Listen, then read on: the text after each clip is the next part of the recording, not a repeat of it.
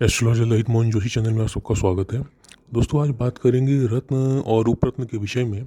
जो कि किसी भी जातक को लगभग सभी ज्योतिष किसी न किसी उपाय के तहत बताते हैं। 9 ग्रहों के 9 अलग-अलग रत्न होते हैं, उपरत्न भी होते हैं। और जैसी जातक की समस्या होती है और जैसी जातक की कुंडली होती है, उसके उसी के अनुसार अलग-अलग ज्योतिष अलग-अलग रत्न या उपरत्न उसको बताते हैं। चाहे वो माणिक्य हो, मूंगा हो, हीरा हो या और कोई भी रत्न हो या उसके उसके उपरत्न हो। एक चीज़ लेकिन इससे संबंधित दोस्तों, एक समस्या इससे एक संबंधित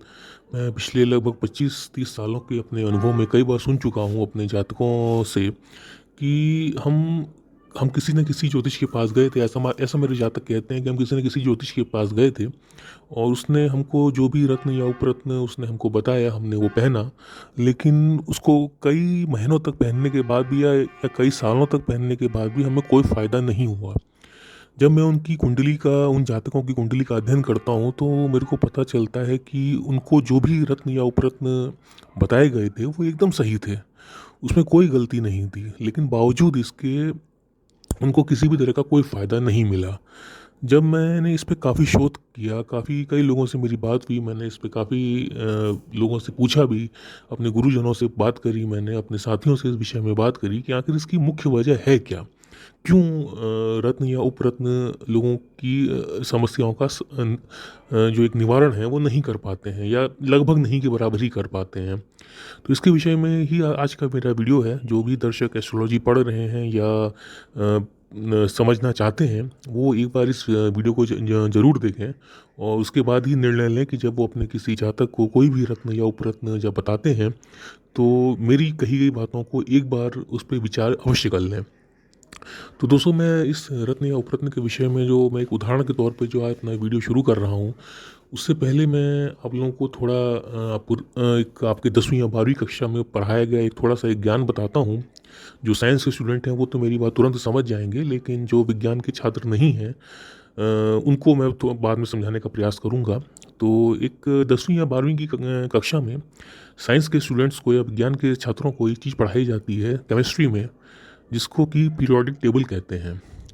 अब जो विज्ञान के छात्र हैं वो तो मेरी बात समझ गए होंगे, लेकिन आम जनता जिसने विज्ञान नहीं पढ़ा है, मैं उसको समझाता हूँ कि इस पूरी पृथ्वी पे पाए जाने वाले जितने भी तत्व हैं, जितने भी एलिमेंट्स हैं, जितने भी पदार्थ हैं, इस पूरी पृथ्वी पे पाए जाने वाले, जिनकी की खोज साइंस ने अभी तक कर ली है, उनको उनकी गुण और धर्म के आधार पर एक टेबल पे सजाया जाता है, टेबल पे रखा जाता है, जिसको कि पीरियोडिक टेबल कहते हैं इंग्लिश में। ये पीरियोडिक टेबल अगर मैं सन 2021 की बात करूं, तो सन 2021 तक हमारी जो साइंटिस्ट हैं,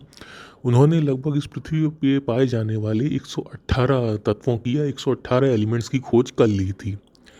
यही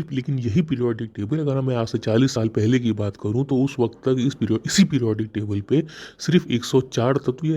104 एलिमेंट्स ही हमारे जो साइंटिस्ट हैं वो खोज पाए थे। और फिर अब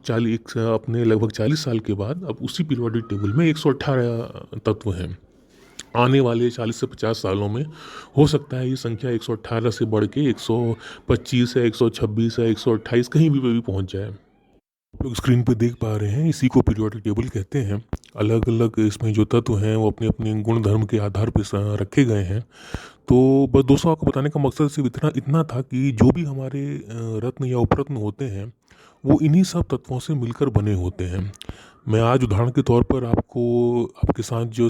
रत्न की बात करूंगा, उसको हिंदी में माणिक्य और इंग्लिश में रूबी कहते हैं। आप स्क्रीन पे देख पा रहे होंगे कि ये जो पत्थर है या जो ये रत्न है माणिक्य, इसकी इसकी जो अगर मैं साइंस विज्ञान के शब्दों में बोलूँ, तो इसका केमिकल कंपोजिशन आपके सामने दिख रहा होगा। लेकिन दोस्तों, इसमें जो मुख्य वजह जो है हमारे ज्योतिष में जो कमी रह गई है, वो ये है कि जब हम किसी को हम रत्न या उपरत्न बताते हैं, तब हम उसके गुण या उस रत्न के या उपरत्न की कमियों के विषय में नहीं सोचते हैं। अभी जैसे मैंने आपको जो ये टेबल दिखाई है, जो ये प्रॉपर्टीज़ दिखा रहा है, जो ये गुणधर्म बता रहा है माणिक्य का, ये एक अनुमानित गुणधर्म है कि जो भी माणिक्य होगा उसमें ये चीज़ें पाई जाएंगी, जैसा कि आप स्क्रीन पे देख पा रहे हैं कि उसमें ये तत्व या ये एलिमेंट्स होंगे। लेकिन दोस्तों ये वही तत्व और एलिमेंट्स बता रहे हैं जिनकी की खोज आज तक की जा चुकी है। ये उन तत्वों के बारे में या उन एलिमेंट्स के बारे में बात नहीं करते हैं जिनकी की खोज अभी तक हुई नहीं है। जब कोई भी ये जो पत्थर आजकल जो बाज़ार में मिल रहा है, चाहे वो एकदम सस्ता हो या थोड़ा बहुत महंगा हो, उसमें सब में एक कमी है कि वो लेबोरेटरी में या प्रयोगशाला में जो भी उसके जो मूल घटक तत्व हैं, जैसा कि आप स्क्रीन पे देख पा रहे हैं, जिन जिन चीज़ों से मिलकर ये माणिक या रूबी स्टोन जो है बना होता है, जो इसके तत्व हैं उन सबको मिला करके प्रयोगशाला में बना दिया जाता है। अब इसमें से कुछ जो तत्व होते हैं वो ऐसे होते हैं जो कि जिनकी कीमत बहुत कम होती है, लेकिन कुछ ऐसे होते हैं जिनकी कीमत बहुत ज़्यादा होती है। तो जैसा मार्केट जैसा जब आप दुकान पे या जब आप रत्न खरीदने जाते हैं तो उसकी कीमत के अनुसार, या जो अगर उसकी कीमत ज़्यादा है तो जो महंगे वाले तत्व हैं उनकी संख्या बढ़ा दी जाती है, अगर सस्ता है तो उसमें जो सस्ते वाले तत्व हैं उनकी संख्या बढ़ा दी जाती है, महंगे वाले तत्व की संख्या घटा देते हैं या उसको बिल्कुल ही शून्य कर देते हैं। उन्हीं सब घटकों को मिला करके जो एक रत्न प्रयोगशाला में बनाया जाता है, चाहे सस्ता चाहे महंगा, वही रत्न आजकल पूरे बाज़ारों में छाए हुए हैं। नब बाज़ारों में मिलने वाले 95% या संभव है उससे भी ज़्यादा रत्न जो कि आप बाज़ार से खरीदते हैं, वो सब प्रयोगशाला में बनाए गए हैं, उन घटकों को मिला करके जो कि उनकी ये जिसको कि विज्ञान की भाषा में रूबी या माणिक्य की केमिकल कंपोजिशन कहते हैं। लेकिन दोस्तों, जैसा मैंने बताया, पीरियोडिक टेबल में ऐसे बहुत से एलिमेंट्स हैं जिनकी की खोज करनी अभी बाकी है। वो अभी हो सकता है मिले ही ना हो हमको। जब हम माणिक्य की जैसे या रूबी स्टोन के बारे में हम बात करते हैं और हम कहते हैं कि उसमें ये तत्वों से मिलकर बना है, उसमें दोस्तों ऐसे बहुत से तत्व हो सकते हैं जो कि जिनकी की अभी खोज हमने करी ही नहीं हो, जिनके जो कि अभी पीरियोडिक टेबल में अभी जिनको सूचीबद्ध किया ही नहीं गया हो। उन तत्वों के बारे में हम कुछ नहीं जानते, या यूँ बोलें कि हमारी साइंस अभी तक उन तत्वों की खोज नहीं कर पाई है। ऐसे अभी तक जो सारे तत्व हैं, जैसे मैंने बताया 118 हैं, लेकिन उनके अलावा जो तत्व हैं, उनके जो कि अभी खोजे जाने बाकी हैं, उनका कितना प्रतिशत इन्हीं रत्नों में या उपरत्नों में मौजूद है, इस विषय में कोई बात नहीं करता है। किसी को पता भी नहीं, वो तो बात भी नहीं हो सकती उस विषय पे। यही एक सबसे दोस्तों सबसे बड़ी कमी है। प्रयोगशाला में 2-4 घटक जो हमने अभी तक ढूँढ लिए हैं, उन 2-4 घटकों को मिला करके एक स्टोन या रत्न या उपरत्न बना दिया जाता है और वही जनता के सामने थाली में परोस रहे हैं और जनता उसको खरीदती है, पहनती है, लेकिन उसको फ़ायदा नहीं होता है। अभी अगर दोस्तों मैं अगर रत्न की मैं बात करूं, रत्न की चिकित्सा प्रणाली में भी बहुत योगदान रहा है और ज्योतिष में तो रत्न का मुख्य महत्व है। लेकिन जो रत्नों के विषय में ज्योतिष में कहा गया है, वो रत्न अगर मैं बोलूँ तो ज़मीन से खोद के निकाले गए असली रत्न, ओरिजिनल, जिनको इंग्लिश में बोले हैं ओरिजिनल रत्न, जो कि ज़मीन खोद के निकाले गए हैं। लेकिन अगर मैं इसी माणिक्य की बात करूं जो कि मेरे पास इंटरनेट पे डेटा जो मेरे को अवेलेबल मिला नवंबर 2021 का, उसमें एक किसी दुकानदार का उन्होंने एक स्टेटमेंट छापा हुआ है अपने उसमें इंटरनेट के माध्यम से मिला मेरे को। तो ये नवंबर 2021 में जो उस दुकानदार ने, जो कि एक विदेशी मार्केट में था, भारत की मार्केट में तो नहीं था, लेकिन विदेशी मार्केट में जो एक दुकानदार था, उसका जो बयान छपा था इंटरनेट पे, वो ये कह रहा था कि 10 कैरेट का माणिक्य या 10 कैरेट का रूबी, उसकी कीमत उसकी मार्केट में, इंटरनेशनल मार्केट में या विदेशी मार्केट में लगभग लगभग 5 मिलियंस यूरोज़ हैं, जिसको कि अगर मैं अपनी हिंदुस्तानी करेंसी में अगर मैं चेंज करूं तो ये कई करोड़ों में बैठेगा। एक 10 कैरेट का माणिक्य या रूबी का पत्थर इंटरनेशनल मार्केट में कई करोड़ का है। अगर मैं हिंदुस्तानी मार्केट की बात करूं तो ये ज़्यादा से ज़्यादा कम होके कितना कम हो जाएगा, बहुत ही ज़्यादा कम हुआ तो शायद अगर मैं असली ओरिजिनल रत्न की बात करूं तो शायद इंडियन मार्केट में भी ज़मीन से खोद के निकाला गया माणिक्य 3 से 4 करोड़ का बैठेगा। क्योंकि इंटरनेशनल मार्केट में उसकी कीमत, जैसा कि ये नेट पे दिखा रखी है, जो कि आप देख पा रहे हैं, ये मैंने हाईलाइट कर रखा है ये नीले कलर से, इसमें आप देख सकते हैं, इसकी कीमत 10 मिलियन यूरोस बताई गई है, जो कि अगर मैं हिंदुस्तानी करेंसी में तो कई करोड़ बैठेगी। तो इसी वजह से क्योंकि आपूर्ति बहुत कम है इन स्टोनों की, चाहे वो माणिक्य हो, चाहे वो मूंगा हो, चाहे वो और कोई भी रत्न हो, इनकी जो उपज है वो बहुत कम है, इनकी जो माँग है वो बहुत ज़्यादा है। और इसी दोनों को पूर्ति करने के लिए जो ये रत्न या उपरत्न हैं वो प्रयोगशाला में ज़बरदस्ती बनाए जा रहे हैं। और ये काम अभी से नहीं चल रहा है, पिछले कई सौ सालों से चल रहा है। ये रत्न या उपरत्न जो बनाए जाते हैं, इनमें असली जो रत्न होता है, असली उपरत्न होता है, उसका गुणधर्म शायद 5 से 10% होता है, या उससे या उतना भी नहीं होता है। क्योंकि इसमें जो घटक होते हैं इनके रत्नों के, वो किसी को नहीं पता। थोड़े बहुत जो घटक हमने पीरियोडिक टेबल के हिसाब से जो निकाल लिए हैं, उनको उनको मिला करके प्रयोगशाला में ये रत्न तो बना दिए जाते हैं, लेकिन ये कहीं भी असली रत्न का मुकाबला नहीं कर सकते हैं। और करोड़ों रुपए का रत्न खरीदने की हैसियत हर इंसान में नहीं होती है। ये बात हमारी दुकानदारों को भी पता है, आम जनता को भी पता है। इसीलिए उस आपूर्ति को पूरी करने के लिए ये जो रत्न हैं, जो कि आर्टिफ़िशियल तरीके से या कृत्रिम तरीके से प्रयोगशाला में बनाए जाते हैं, ये वही रत्न हैं जो बाज़ार में आज आपको मिलते हैं। बाज़ार में पाए जाने वाले लगभग 95% रत्न या उससे भी ज़्यादा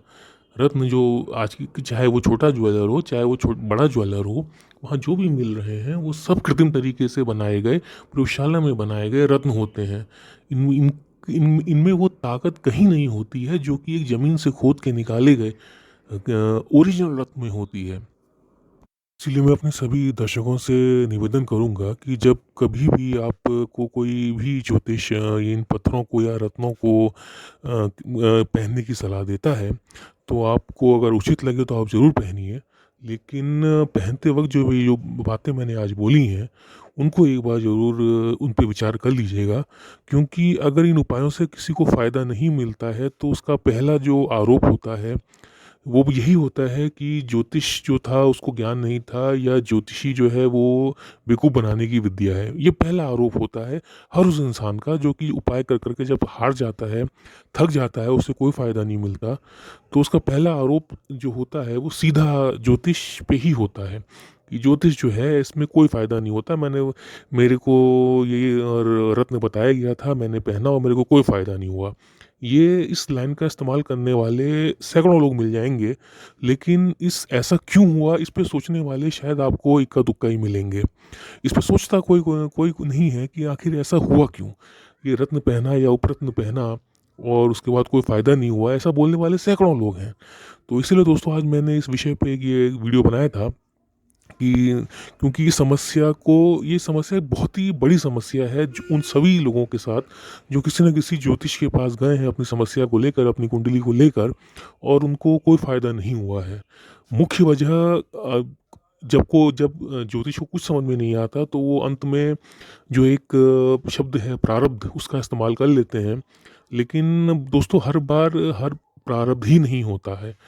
कुछ समस्याओं का जो निराकरण जो संभव भी है, जो कि हमारे प्रारब्ध की वजह से नहीं है, वो भी उन समस्याओं को भी हम ख़त्म नहीं कर पाते हैं जब हम इन रत्नों को पहन लेते हैं। क्योंकि जो फ़ायदा जो हम देखना चाहते हैं, जिस फ़ायदे को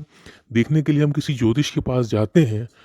और ज्योतिष हमको बताता भी है कि ये रत्न पहन लो, वो फ़ायदा दोस्तों आ सकता है सिर्फ़ और सिर्फ़ इन असली रत्नों को पहनकर, जिसको कि पहनने की हैसियत हिंदुस्तान में या विश्व में बहुत ही चुनिंदा लोगों के पास है, सब लोगों के पास नहीं है। इसीलिए मैं इसका अगर आप उपाय की बात करेंगे या इस समस्या के निवारण की बात करें, तो वो यही है दोस्तों कि ज्योतिष में सिर्फ़ रत्नों के द्वारा ही किसी समस्या का निवारण नहीं किया जाता। और भी बहुत से उपाय हैं, मंत्रों के जाप हैं, हवन, तर्पण, मार्जन, दान, बहुत से ऐसे उपाय हैं जिनके के द्वारा हम किसी की समस्या का निवारण कर सकते हैं। लेकिन ये जो जो ये रत्न बोले जाते हैं, जो कि एक बहुत ही आम सा एक उपाय है कि चाहे ये माणिक्य हो, चाहे वो मूंगा हो, चाहे वो हीरा हो, चाहे वो मोती हो, ऐसे इस तरह के रत्न बता कर जो जनता को आजकल बताया जा रहा है, मैं इसके खिलाफ हूँ। और इसीलिए मैं मेरे वहाँ जो भी जातक आता है, मैं उसको चाहे कोई भी उपाय बताऊँ, लेकिन उन उपायों में पत्थर बिल्कुल भी शामिल नहीं होते हैं। क्योंकि मुझे पता है कि उन पत्थरों असली पत्थरों को खरीद पाने की जो क्षमता है, वो बहुत कम लोगों में है और नकली पत्थर पहनकर या प्रयोगशाला में बनाए गए इन पत्थरों को पहनकर कोई इक्का-दुक्का कोई किसी पे महादेव की विशेष कृपा हो गई और उसको फ़ायदा हो जाए तो बात अलग है। वरना ज़्यादातर जो समाज होता है उसको इन उपायों से कोई फ़ायदा नहीं मिलता। इसीलिए मैं इस तरह के उपाय अपने किसी भी जातक को कभी नहीं बताता हूँ और जो भी लोग मेरा आज ये वीडियो देख रहे हैं या जो भी दर्शक जो एस्ट्रोलॉजी सीख रहे हैं, उनसे भी मेरा निवेदन है कि ये जो ज्ञान है वो अपने तक सीमित नहीं रखें और सिर्फ़ अपनी दुकान चलाने के लिए एक कमर्शियल एक्सप्लॉइटेशन जो चल रहा है आम जनता का, वो करना बंद कर दें। और जो ह जो एक सच्चाई है, जो तथ्य है, जो प्रमाण है, उसको वैसे ही स्वीकार कर लें जैसे कि वो है। और तथ्य यही है कि इन पत्थरों को पहन कर के, इन जेमस्टोन्स को पहन कर के, इन रत्नों को पहन के, जो कि सब प्रयोगशाला में बैठ के बनाए गए हैं, इनको पहन कर के किसी भी तरह का कोई भी फ़ायदा आम जनता को नहीं मिलने वाला। कोई अगर मैं 2-4 जो महादेव की विशेष कृपा जैसा मैंने बोला पहले भी, जिन पे हो उनके अलावा आम जनता को इन सब उपायों से इनसे कोई फ़ायदा नहीं मिलता है। इसीलिए इन उपायों को किसी भी जातकों को बताने से बचें और अगर उसकी आर्थिक स्थिति ऐसी है किसी जातक की जो असली पत्थरों को उस अफ़ोर्ड कर सके, तभी उसी दशा में उसको इस तरह के उपाय बताएँ, अन्यथा इस तरह के उपायों से उनसे बचें। इन्हीं बातों के साथ दोस्तों मैं अपनी बातों को विराम देता हूँ और अगर आज के टॉपिक से संबंधित कोई चीज़ आपको समझ में नहीं आई हो, तो आप कमेंट्स के माध्यम से या ईमेल के माध्यम से मेरे से पूछ सकते हैं। नमस्कार।